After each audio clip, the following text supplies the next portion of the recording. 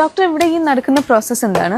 ഇത് നമ്മൾ നേരത്തെ കളക്ട് ചെയ്ത് വെച്ച ഫ്രഷ് ഡ്രഗ്സ് നമ്മളത് പ്രിപ്പയർ ചെയ്യുവാണ്, ഓയിൽ പ്രിപ്പയർ ചെയ്യാൻ. ആദ്യം ഇതിനെ നന്നായിട്ട് കട്ട് ചെയ്തതിന് ശേഷം നമ്മൾ ഇതിനെ വാഷ് ചെയ്യാനായിട്ടാണ് രണ്ടാമത് ഉപയോഗിക്കുന്നത്. ഇതിനെ വാഷ് ചെയ്ത് നന്നായി ഉണങ്ങിയതിന് ശേഷമാണ് നമ്മൾ ഇതിന് സ്വരസം ഉണ്ടാക്കുന്നത്. അതായത് ജ്യൂസ് എടുത്ത് ഒരു മെഷീൻ വെച്ചതിന് ശേഷം നന്നായിട്ട് ഇതിന് ജ്യൂസ് എടുത്തിട്ടാണ് നമ്മൾ അടുത്ത ഓയിൽ പ്രിപ്പയർ ചെയ്യാനായിട്ട് ഇത് യൂസ്. ഓക്കെ. അപ്പൊ നോർമലി നമ്മളിപ്പോ വീടുകളിലൊക്കെ ആൾക്കാർ ഉണ്ടാക്കി വിൽക്കുന്നുണ്ടല്ലോ, ഈ പ്രോസസ്സിലും ആ പ്രോസസ്സിലും എന്താണ് വ്യത്യാസം ഉള്ളത്?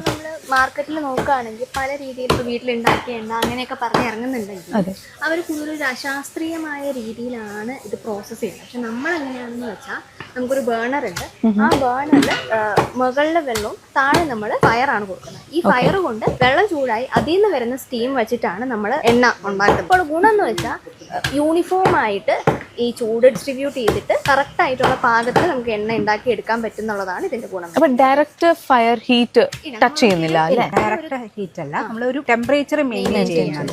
ഒരു എണ്ണ കാച്ചുമ്പോൾ ശാസ്ത്രീയമായിട്ട് നമുക്കതൊരു രീതിയല്ല, ആ രീതിയിലേക്കാണ് നമ്മളിവിടെ ടെമ്പറേച്ചർ ഈക്വൽ ആയിട്ട് ഡിസ്ട്രിബ്യൂട്ട്. അപ്പൊ ഇങ്ങനെ ചെയ്യുമ്പോഴും നോർമലായിട്ട് ഫയർ കുക്കിംഗ് ചെയ്യുമ്പോഴും ഗുണങ്ങൾക്ക് വ്യത്യാസമുണ്ടോ? വ്യത്യാസമുണ്ട്. അതായത് നമ്മൾ വീട്ടിൽ നമ്മൾ കത്തിക്കുമ്പോൾ ചിലപ്പോൾ നടുക്ക് മാത്രമായിരിക്കാം തീ വന്നു പോകുന്നത്, ഡിസ്ട്രിബ്യൂഷൻ ഈക്വൽ ആയിട്ട് നടക്കുന്നില്ല. പക്ഷെ നമ്മൾ ഈ ഒരു ബർണറിന്റെ സഹായത്തോടെ ചെയ്യുമ്പോൾ ടെമ്പറേച്ചർ ഡിസ്ട്രിബ്യൂഷൻ ആണ് ഈക്വൽ ആയിട്ട് നടക്കുന്നത്. ഒരേപോലെ എല്ലായിടത്തും ചൂടെത്തുന്നത് ഡ്രഗ്സിൽ വരുന്ന പ്രോപ്പർട്ടീസും എല്ലായിടത്തും സ്പ്രെഡ് ചെയ്യുകയും ചെയ്യുന്നു. കുറച്ചും കൂടെ ബെനിഫിഷ്യൽ ആണ് ഇങ്ങനെ ചെയ്യുന്നത് വരുന്ന എണ്ണ എന്ന് പറയുന്നത്.